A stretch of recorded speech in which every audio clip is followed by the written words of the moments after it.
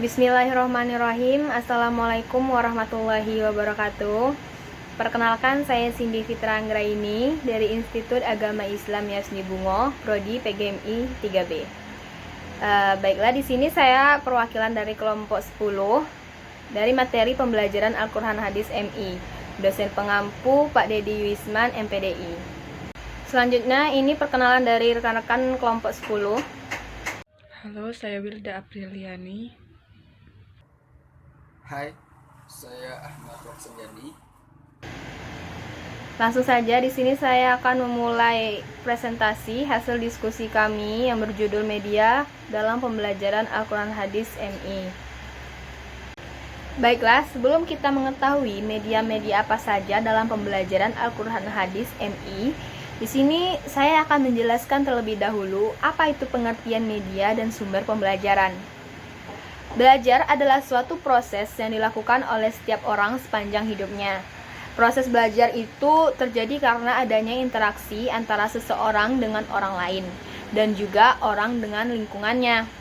Oleh karena itu, belajar bisa dilakukan di mana saja dan kapan saja.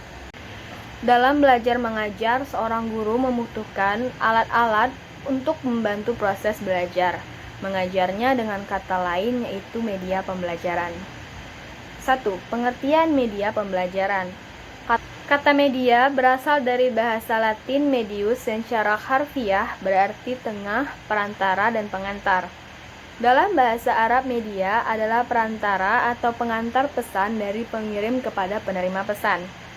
Gerlach dan Ely 1971 mengatakan bahwa media apabila dipahami secara garis besar adalah manusia, materi, atau kejadian yang membangun kondisi yang membuat siswa mampu memperoleh pengetahuan, keterampilan, atau sikap. Secara lebih khusus, pengertian media proses belajar mengajar cenderung diartikan sebagai alat-alat grafis, fotografis, atau elektronis untuk menangkap, memproses, dan menyusun kembali informasi visual atau verbal. Adapun pengertian media pembelajaran menurut para ahli, diantaranya Muhammad Ali mengemukakan bahwa media pengajaran diartikan sebagai suatu yang dapat digunakan untuk menyalur pesan, motivasi, pikiran, perasaan, perhatian siswa sehingga dapat mendorong proses belajar. Yusuf Hadi Miarso mengatakan bahwa media adalah segala sesuatu yang dapat digunakan untuk merangsang pikiran, perasaan, perhatian, dan kemampuan siswa sehingga dapat mendorong terjadinya proses belajar dari diri pembelajar. Lanjut, media pembelajaran adalah segala sesuatu untuk merangsang alat yang disediakan guru untuk mendorong siswa belajar secara tepat, cepat, mudah, benar, dan tidak terjadi verbalisme. Media pembelajaran adalah alat bantu pendengaran dan penglihatan bagi peserta didik dalam rangka memperoleh pengalaman belajar secara signifikan. Jadi, media pembelajaran adalah segala sesuatu atau alat dalam berbagai bentuk yang digunakan oleh seorang guru untuk mempermudahkan siswa dalam menerima materi yang akan diajar. Lanjut, nomor 2, pengertian sumber pembelajaran. Istilah sumber belajar dipahami sebagai perangkat, bahan, peralatan, pengatur, dan orang di mana pembelajaran dapat berinteraksi dengannya yang bertujuan untuk memfasilitasi.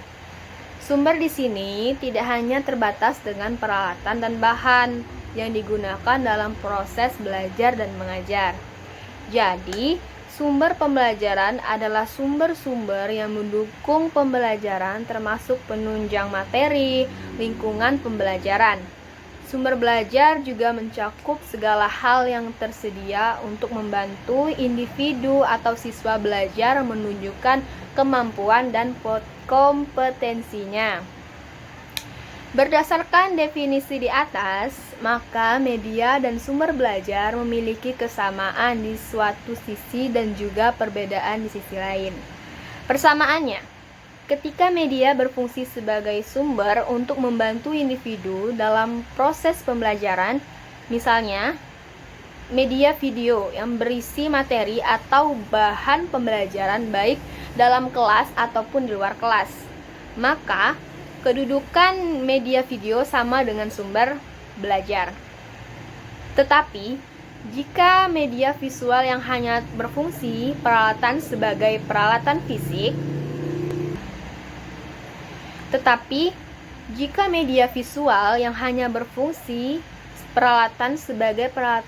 saja, berfungsi sebagai perantara antara sumber dengan penerima informasi, maka peralatan visual tersebut hanyalah media dan bukan sebagai sumber belajar. Oke, kita lanjut ke B, ciri-ciri media pembelajaran.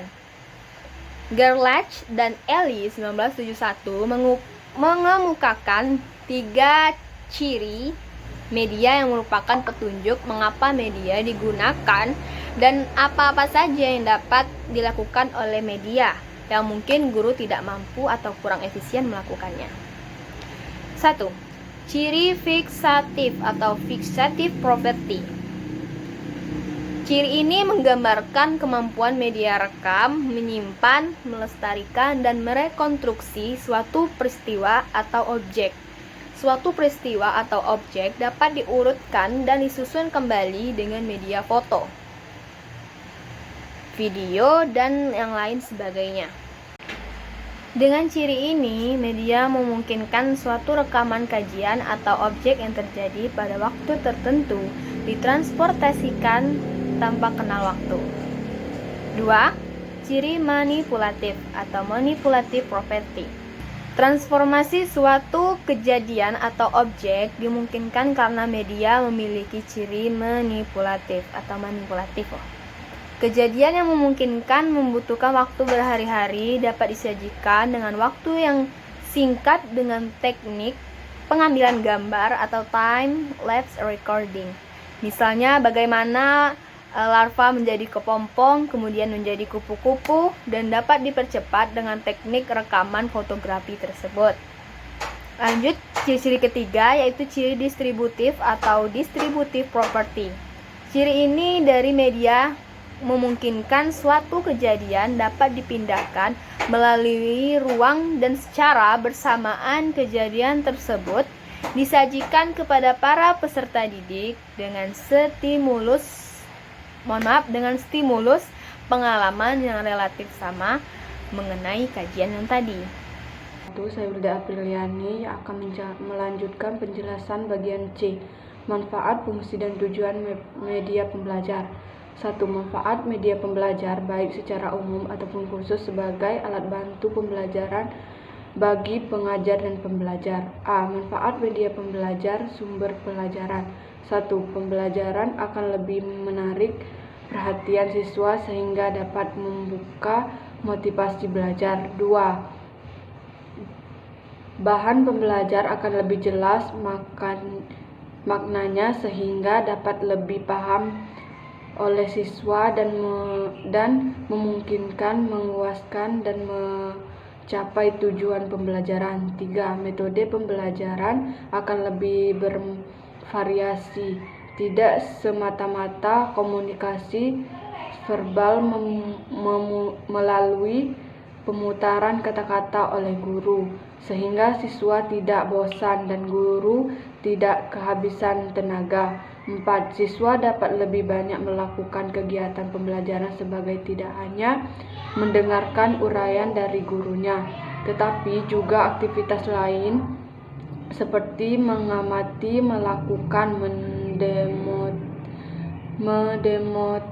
mendemonstrasikan, memerankan, dan lain-lainnya. B. Manfaat media pembelajar bagi pengajar. 1. Memberikan pedoman arah untuk mencapai tujuan pembelajar. 2. Menjelaskan struktur dan uraian pengajaran secara baik.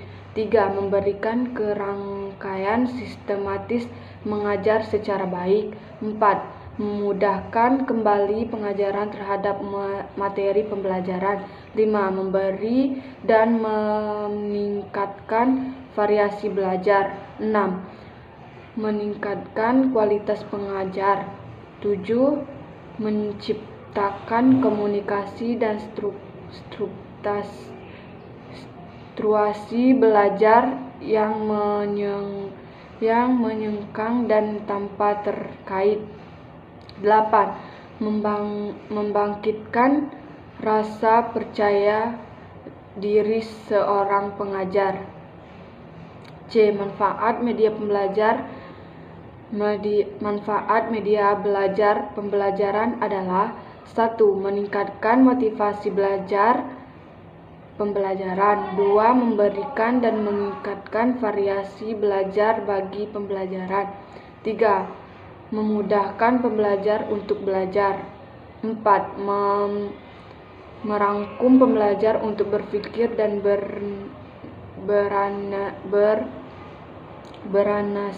beranalisis. 5. Pembelajar dalam komunikasi dan situasi belajar yang menyenangkan dan tanpa tekanan. 6. Pembelajaran dapat memahami materi pembelajar secara sistem dan secara sistematis yang disajikan. D. Fungsi media pembelajaran. Fungsi media pembelajar berupa ini yaitu menarik dan menggerakkan perhatian siswa untuk berkonsentrasi kepada isi pembelajar yang berkaitan dengan makna visual yang terdapat atau menyeratkan teks materi pembelajar. Tujuan penggunaan media pembelajar. Secara umum, tujuan penggunaan media pembelajaran adalah memudahkan guru dan menyampaikan pesan-pesan atau pembelajaran kepada siswa.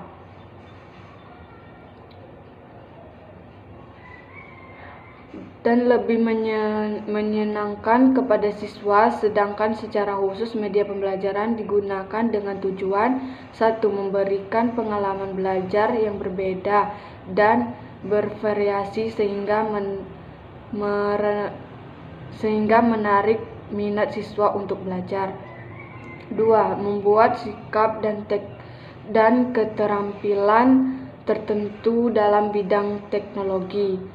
3. Menciptakan situasi belajar yang tidak mudah dilupakan oleh siswa. 4. Untuk mewujudkan siswa belajar yang efektif. 5. Untuk memberikan motivasi belajar pada siswa. Sekian, terima kasih.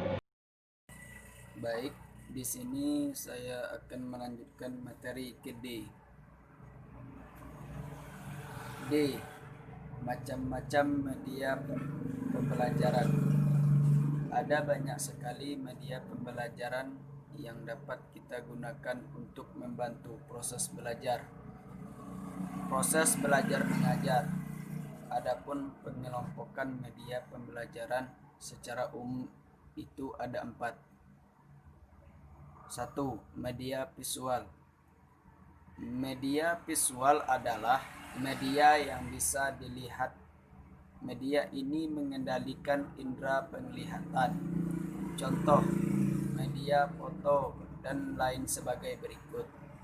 2. Media audio. Media audio adalah media yang bisa didengar. Media ini bisa mengendalikan indera telinga. Contoh, suara musik dan lagu, siaran radio, dan kaset suara. 3. Media audio visual. Media audio visual adalah media yang bisa didengar dan dilihat secara bersama. Media ini menggerakkan indera pendengar secara bersama. Contoh, media drama, media film, televisi, dan DVD. 4. Multimedia. Multimedia adalah semua jenis media yang terangkum menjadi satu. Contoh, internet.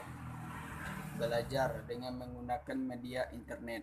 Semua media yang ada termasuk pembelajaran jarak jauh dilihat dari kemampuan jangkauan. A.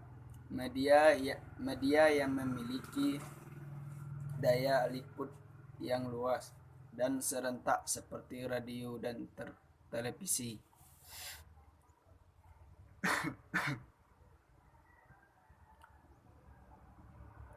Melalui media ini, siswa dapat mempelajari hal-hal atau kejadian yang aktual secara serentak tanpa harus menggunakan ruang khusus. B. Media yang mempunyai daya liput yang terbatas oleh ruang dan waktu seperti film, video, dan sejenisnya. Baiklah, itulah yang dapat kami sampaikan pada presentasi kali ini. Kami kelompok 10 ingin mengundurkan diri. Jika ada salah kata mohon dimaklumi dan dimaafkan. Billahi taufik wal hidayah. Wassalamualaikum warahmatullahi wabarakatuh.